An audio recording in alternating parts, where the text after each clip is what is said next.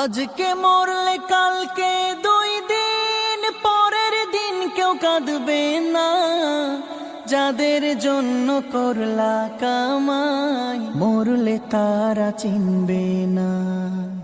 আজকে মরলে কালকে 2 দিন পরের দিন কেউ কাঁদবে না।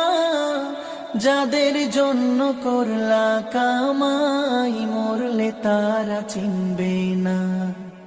থাকতে সময় করো আমল, ঈমান করো খাঁটি।